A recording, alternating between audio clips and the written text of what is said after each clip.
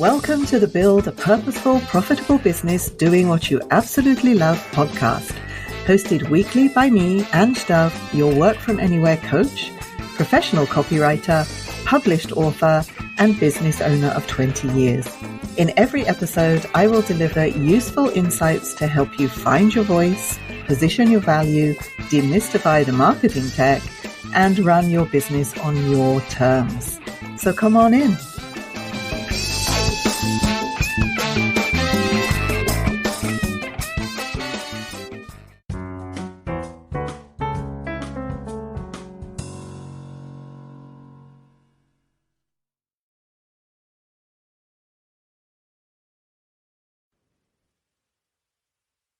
Okay, welcome to this episode of the podcast. I'm so excited today to have my guest, Sarah Varughese, and she's here to talk about how to attract the right clients into your business so that you love what you do. So welcome, Sarah. Thank you, Ange. Thank you so much for having me on your podcast. You're welcome. So if you can just introduce yourself to the listeners, to say, who you are, what you do, what you stand for. Yeah, absolutely. So my name is Sarah Varughese, and I call myself the visibility coach because I help businesses figure out where they should show up, how they should show up, and how to embrace their authentic vibe as they're doing so that they attract clients that are like them and that they'll vibe with the most. I think that people who try to do business with just everybody, they don't always end up enjoying the work. Then it becomes like work, right? And so I teach people how to show up authentically, but also the where and the what and the how behind branding as well. So I'm a branding strategist, a marketing consultant, but I just like to call myself the visibility coach because everything ties together in visibility. Yeah. Okay. That's such an interesting thing, actually. It just came to me this morning. This is just completely off track. Talking about visibility is I put a post on LinkedIn today about this, about how you think you're visible, but you think the world revolves around you, but not necessarily as visible as you think you are. Right.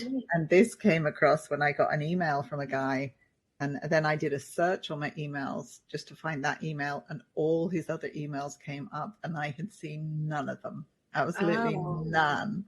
And he'd basically been emailing me every day, all his marketing messages, and I'd received them and I'd obviously seen them, but I hadn't seen them. You hadn't, right? you hadn't actually, right. There's a difference between being seen and being visible. Yes. Like, you can put a lot of content out there, but if your messages aren't landing, then people aren't actually seeing you.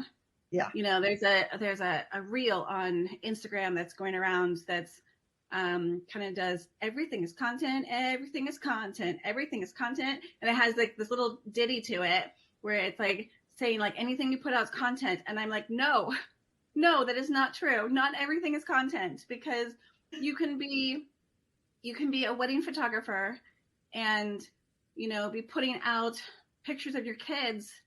And just because that's quote unquote content does not mean that's content for your business. Right. Exactly. So you can be putting things out there, but if it's not related to what you do as a business, it's not content. You're not actually being seen and being found for what you do. Right. You're just constantly putting work out there, and that's not the same thing. And it's not the same thing at all. Okay.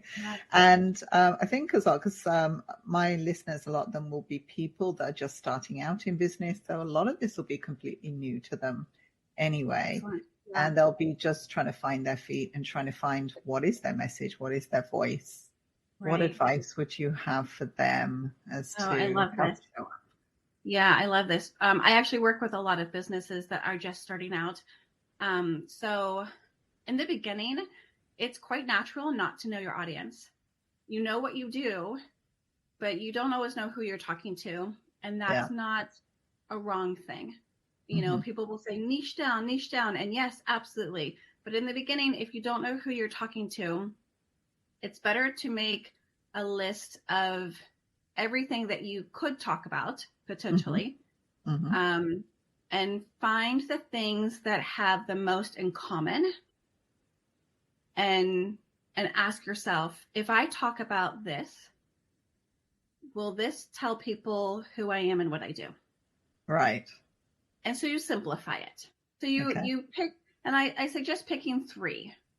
Pick 3 things that kind of work together, and talk about who you are and what you do. And as you start talking and start showing up as this person talking about these 3 things, you'll start to figure out who your audience is. Yes. I always you'll attract the right people that are interested. So I thought, when I first started my business, as I was a wedding photographer for 10 years. Right. Then I got into the visibility coaching, because I had been kind of coaching other vendors and other people in my industry about marketing for a long time. We had just been doing it over coffee dates. It wasn't anything official. It was just, I was the one that was in the know, and I was the one that knew how to sit down and explain it to people in language that they understood. Right. And so when I made a switch over to visibility coaching, I thought my audience was going to be creative entrepreneurs. Okay. I thought, because I have so much creativity, of course I'm going to attract other creatives. I thought the very analytical, left-brained people were going to be turned off by how wild my imagination is. Right. And in my head, I was talking directly, because you never actually say, right? Even if you do have a niche, you usually don't pinpoint. You usually don't say, this is who I work with. Exactly. You just you put your messages around the people that you want to reach. I wasn't usually saying, I only work with creative entrepreneurs, but that's who my messages were going out to. Right. And then after a while, I realized I do attract occasionally a creative entrepreneur, but most of the people that are coming to me are very non-creative people. Right. Yeah, actually the same thing happened to me. Exactly the same thing is, I have a, like we say, an avatar, right, in mind who you're talking to. And then I realized, one thing I realized was I was talking to people in transition. There's always people that's moving from one place to the other. And the other was that I'd seem to attract people who want to systemize their business. So a lot of people working on, I'm disorganized, I want to systemize everything. That's who I attract. So it is very left brain, right? People that, it is, yeah. And that's not me, but it's who I attract. Yeah. And I was attracting the people who were really attracted to how creative I was. And they're like, oh, if I could even get a piece of that creativity in my business, right, I bet my business would do a lot better. Maybe she can teach me how to be creative. Yeah. Yeah. Which, it just goes to show that you put out the right messages and the right people will find you, but they might not be the people that you think are going to be attracted to you. And you don't know until you put your message out there and start testing and finding out. You don't know, like you tweak it along the way. Nothing's set in concrete, but then also the more you show up as you, the more you attract the people who are attracted to you. Okay. I thought I actually have a dinosaur head that I wear occasionally in my videos. And I thought it was going to be too crazy for any of the left brain people to really get a kick out of it. And it turns out they applaud my bravery. Okay. They applaud the fact that I'm okay with just being fully me. Right. And they think it's great. And they're like, oh, maybe she can teach me to be a little bit more out there. Okay. So yeah, it's been a great learning process, but it's about being true to yourself too. Yeah. So tell me a little bit more about that, because that was something that with myself, I struggled with that at the beginning when I started out on my journey. And I had a coach that just said, just be you. And I was like, I don't know who I am. Yeah. So it's one thing to say be you, but what's the importance of showing up as your authentic self? Why is that so important? Yeah, it's such a buzzword, isn't it? Everybody's like authenticity and your authentic self, and people are like, yeah, but what does that mean? What does that look like? I don't know what that looks like. It's the you that you are when you don't think anyone's watching. It's the you that you are when you're around your best friends, the friends that you feel like you don't have to pretend to be someone else. Right. The friends you're like, it doesn't matter if you make mistakes or if you're a little bit goofy. I've got a group of friends that we all speak in made up languages. In fact, their daughters are 7 and 4, and between the three of us, we have our own little made up language. But they're just like, that kind of like thing that we just communicate with each other, and somehow we all know what we're talking about, or at least they think is hilarious. Right. But it's being able to tap into who would I be if I thought nobody would care what that actually looked like. Right. Like, and that's the thing of it, right? Is that I feel like I didn't really stop caring about what people thought of me until I hit like 41. And when I hit my early 40s, I was like, you know what? I'm kind of past this. Can't be bothered anymore. It's too draining, right? It's too draining. It is. It's exhausting. Yeah. It's exhausting to try to live up to the idea, which, by the way, is always in your head. Yeah. It's never actually what people come outright and say, but it's in your head of what you think you need to live up to to fit other people's expectations of you, when really they don't actually have any expectations of you.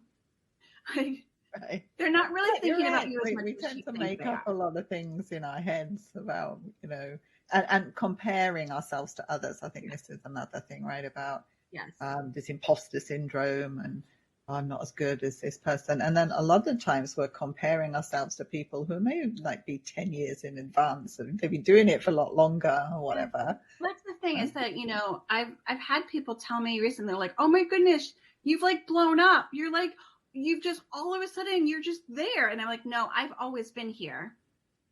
It just took a runway for people to be able to actually see my content. But I've been posting like this for a long time. Right. It's just now hitting your peripheral view, So I've always been there. And this is the thing as well, is like you notice what you put focus on, right? So it's the kind of thing like if you were in the market for a blue Mazda car or something, right? You'd never see them normally. And suddenly when you're looking for them, then they're everywhere. Right? You tend to focus on these things when you know about them, right? Yeah, right. But I will say the more I started being more of me, the more people started noticing me. In the beginning, when I was still playing it safe and still doing little things here and there, and not showing up every day of the week, but showing up every once in a while. I still wasn't on people's radars. It wasn't until I started making a practice of being there every day. That's consistency, right? The consistency, whether it's in, because I'm a lot on Instagram. So whether that was in my feed or in my stories, right, showing up every day is when, and not being afraid of like speaking to camera and not just lip syncing to things, Right. And when I got over my fear of like dancing on video, because I'm like, I can't dance though. Like I have no rhythm at all. And yet I'm like doing my little car dancing thing, like, and sticking my tongue out, like, because it's music that I actually like. And it's music that I would dance to if no one was watching me. Right. So I'm just pretending that no one's watching me, even though it's a video. Right. And I think one of the key things as well is knowing that you're attracting the people who resonate with you. So they are your audience. Yes. And then other people, they don't matter because they're not. Right. Well, and the more fun you look like you're having, the more people you're going to attract. Right. There's a thing about, you think of flash mobs, right? Flash mobs where people are all of a sudden someone notices someone dancing in the middle of the street and then another person joins them and they're like, oh, this is a flash mob. And then you get a crowd watching other people dancing to some choreographed thing, specifically because it's fun to watch. Right. So the more fun you're having on video, the more you look like you're enjoying yourself, the more people are going to pay attention to you. Yeah. Yeah. They want to be entertained, right? Yeah. Well. Everybody wants to have fun. Yeah. Yeah. Girls just want to have fun. Girls just want to have fun. Okay. And then you mentioned you were a photographer, so you got a lot of your experience from photography, and you've told me about your exposure triangle, which is a photography term, but you've adapted to what you're doing now. In the photography world, there's something called an exposure triangle, and it's when you get your shutter speed and your aperture and your ISO to all work together so you get that perfect picture. Right. But I've decided that it also works with visibility. Because you've got your verbal, your visual, and your authentic vibe. Right. And when all three of those are working together, magic happens.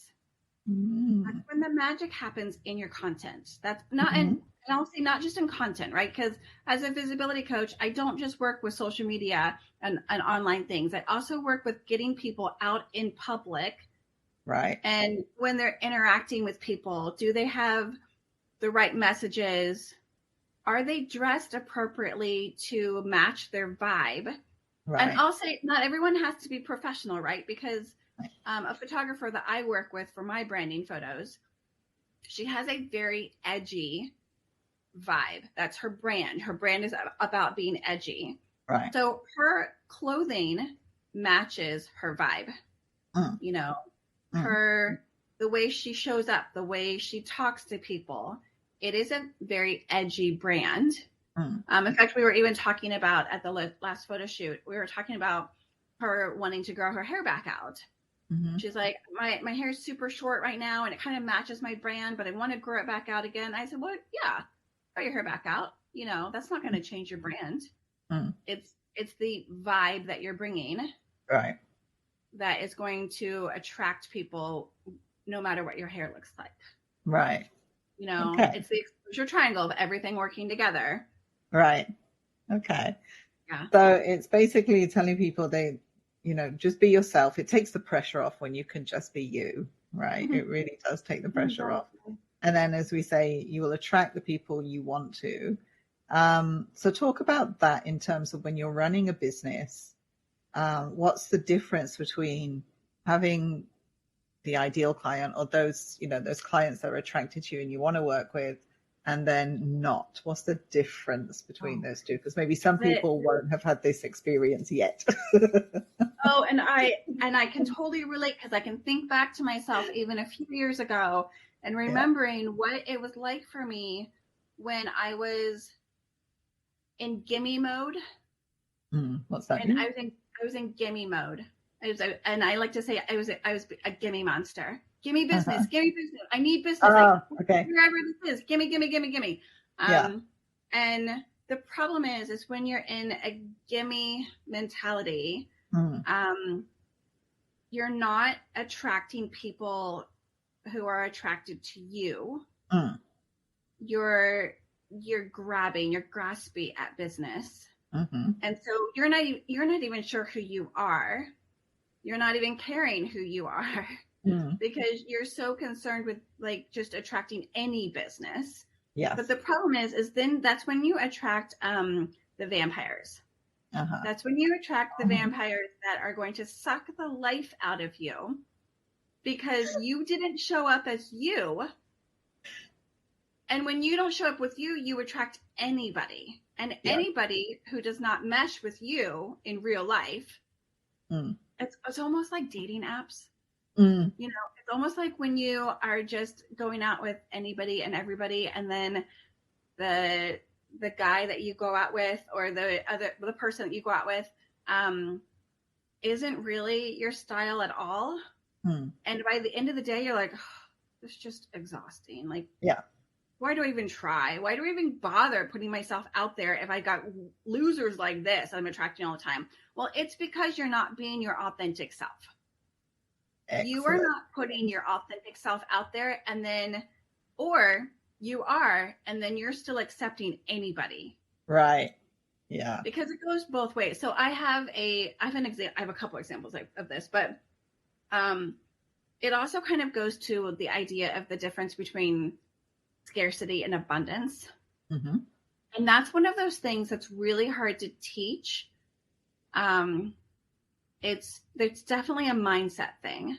Yeah. And once you can wrap your mind around the fact that there is always enough business for everyone, mm-hmm. you have to be patient enough to realize that the more you show up as you, the more you attract people like you. Love it. And you'll always have enough business if you're willing to lean into that. Yes. Right?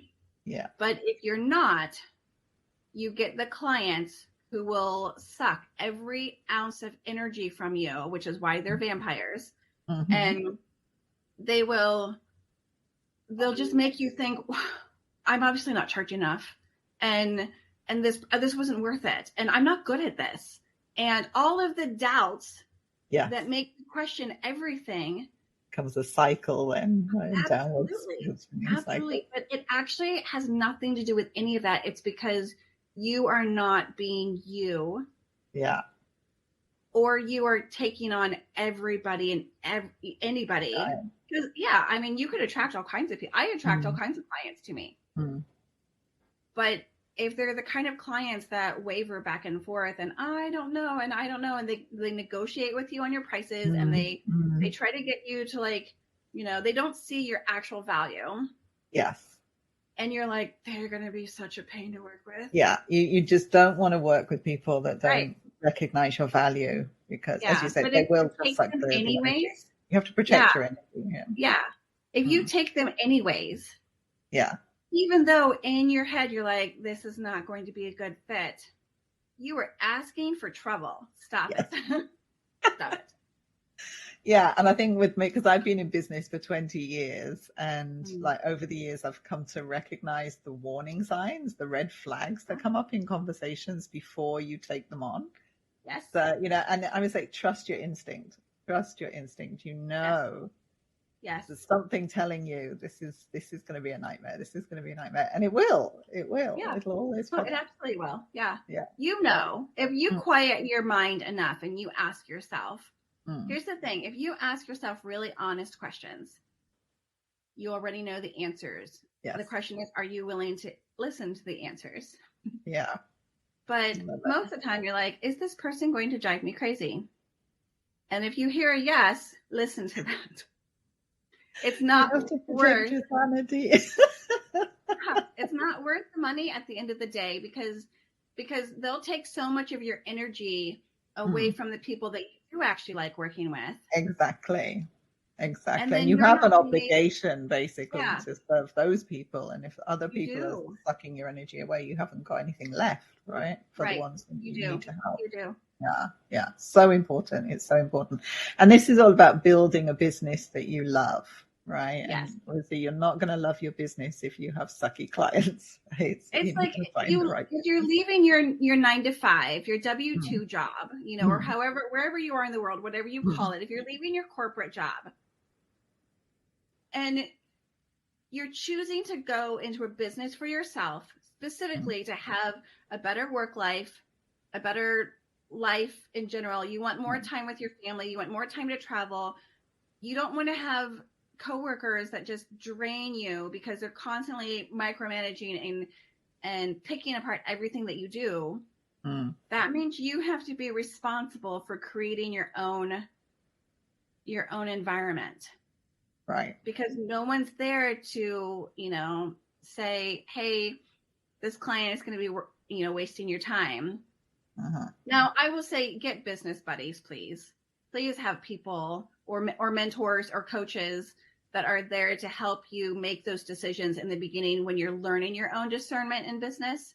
But you are in charge of creating dream business that you've always wanted.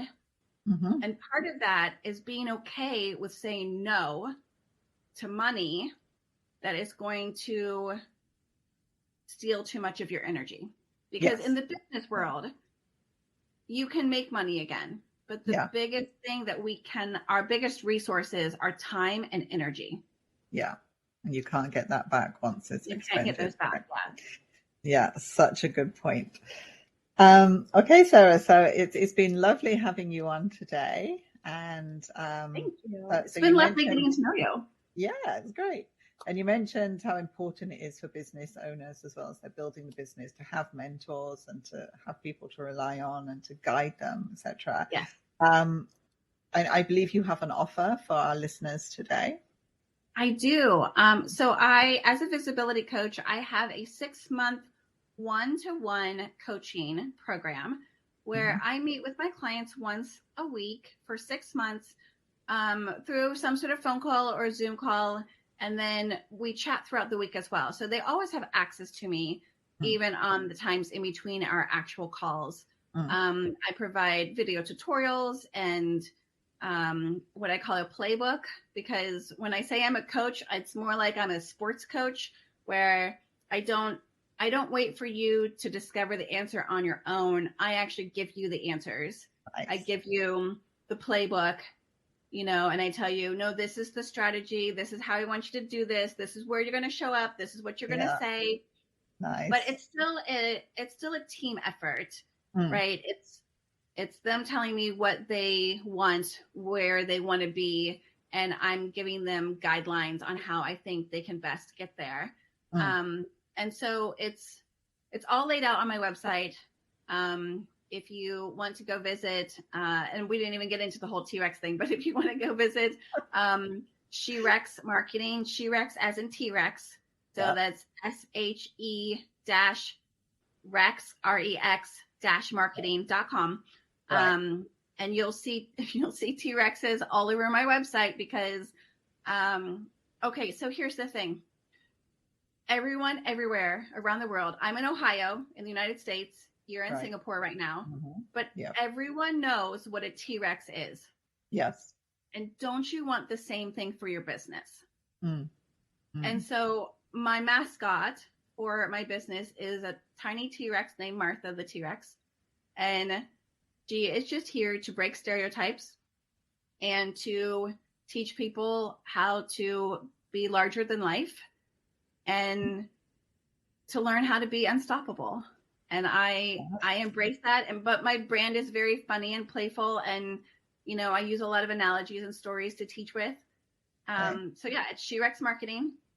And I look forward to potentially working with you and helping you go from unknown to unstoppable.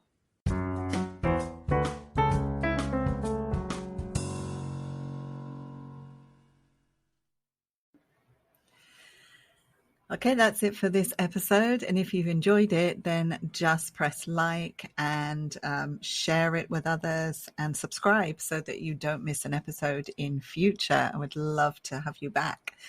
You can also check out my offers on angedove.com. That's ANGEDOVE.com. And if you'd like to inquire about coaching with me just to get that business built and fast track your success in doing that, then you can get on a call with me, and that's at angedove.com/apply, APPLY. I'd really love to speak to you on the call.